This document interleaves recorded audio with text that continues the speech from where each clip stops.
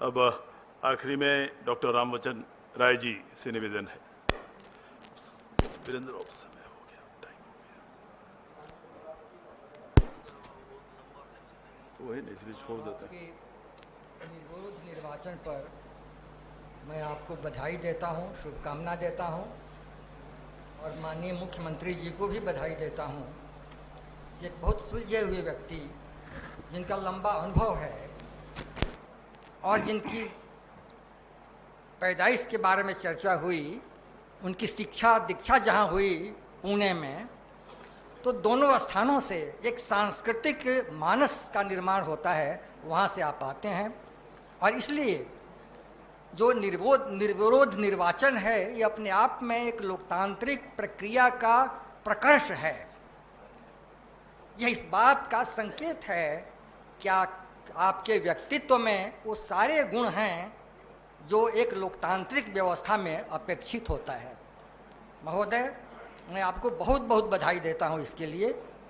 और हमारे निवर्तमान सभापति महोदय, जिनके बारे में कहा गया कि अजात शत्रु रहे, मुझे प्रसन्नता इस बात की है कि उनके बिल्कुल प्रतिरूप के रूप में, बिल्कुल सही प्रतिनिधित्व करने वाले व्यक्तित्व के रूप में आज आसन पर आप विराजमान हैं।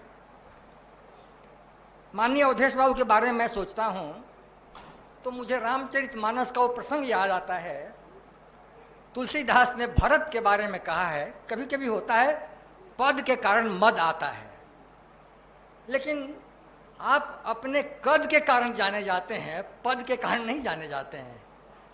भरत, आपने राम की भी भूमिका निभाई। 5 वर्षों तक आप निर्वाचित अध्यक्ष सभापति रहे महोदय, और लगभग 2 वर्षों तक आप कार्यकारी सभापति रहे। जो भरत की भूमिका है, इंतजार कर रहे थे भरत की राम लौटेंगे फिर।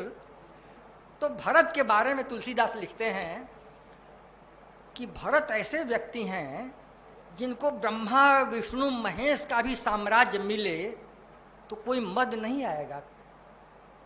भरत ही हो ही न राजमद, विधि हरि हर पद पाए, कबहों की कांजी सीकरन, क्षीर सिंधु बिल गाए। उदाहरण क्या देते हैं कि इसे दूध होता है, दूध, तो 1 लोटा दूध में अगर नींबू का रस पड़ जाए, 1 बूंद ही गिर जाए तो फट जाता है। लेकिन सागर, क्षीर सागर अगर हो, समुद्र, दूध का ही समुद्र हो, तो उसमें कितना भी अम्लीय पदार्थ पड़े वो फटता नहीं है। ये व्यक्तित्व होता है महोदय। भरत ही हो ही न राजमद।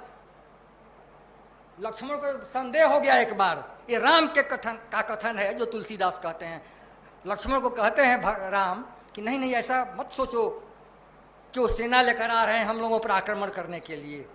भरत ही हो ही न राजमद, विधि हरि हर पद पाए, कबहों की काजी सीकरन, क्षीर सिंधु बिल गाए। तो ऐसा व्यक्तित्व हमारे निवर्तमान सभापति महोदय का रहा है, जिनके बारे में माननीय मुख्यमंत्री जी ने अपने उद्गार व्यक्त किए।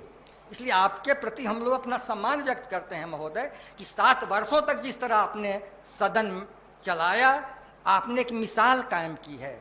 हम उसका स्वागत करते हैं और आपके प्रति हम हार्दिक सम्मान व्यक्त करते हैं। मैं आदरणीय सम्राट चौधरी जी के प्रति भी अपना सम्मान व्यक्त करते हैं और उनको बधाई देते हैं कि वे नेता प्रतिपक्ष चुने गए हैं महोदय। आज इस सदन में आप देखेंगे कि एक नई पीढ़ी का उभार दिख रहा है।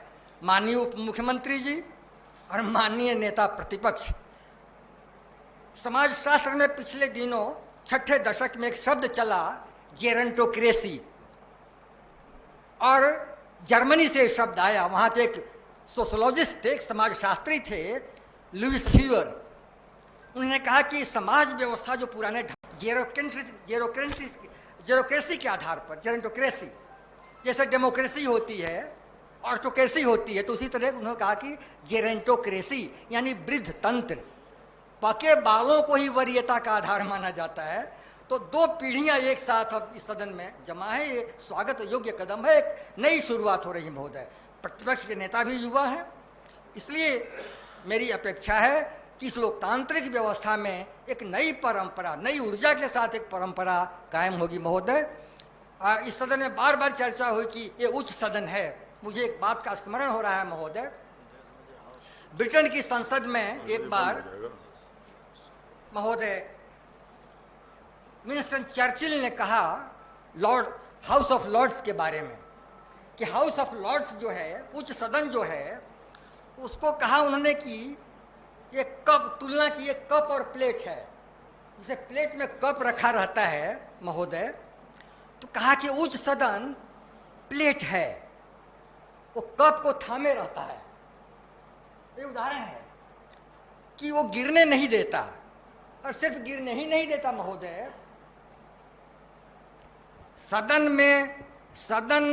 में जब भी गर्माहट, जब भी कभी कटुता का वातावरण होता है और उस प्याले के भीतर की गर्म कॉफी न गिरे, इसका ख्याल प्लेट करता है। यही तो करता है प्लेट, और हमारे दामन को, हमारे कपड़े को बचा लेता है, तो कॉफी गिरती नहीं है।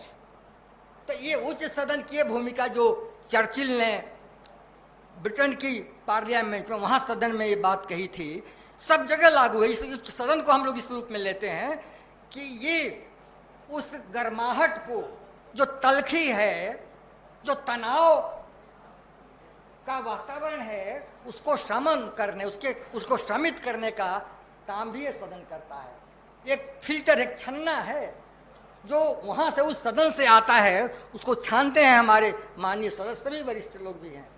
इसलिए महोदय, मैं इन्हीं शब्दों के साथ आप तीनों के प्रति अपना सम्मान व्यक्त करता हूं, आभार व्यक्त करता हूं माननीय अवधेश बाबू के प्रति, और आपका स्वागत करता हूं, अभिनंदन करता हूं और बधाई देता हूं। साथ साथ सम्राट चौधरी जी को भी मैं अपनी शुभकामनाएं देता हूं कि प्रतिपक्ष के एक युवा नेता के रूप में वे अपनी भूमिका निभाएंगे। और डॉक्टर लोहिया ने जिस ओर इशारा किया था कि राजनीति, कल ही राजनीति न हो, कलह न बढ़े, इसकी कोशिश होनी चाहिए, और सदन की गरिमा और मर्यादा इसी में होती है महोदय। इसलिए पुनः आप सबके प्रति मैं आभार व्यक्त करता हूं। बहुत बहुत धन्यवाद समय देने। बहुत बहुत धन्यवाद माननीय सदस्य।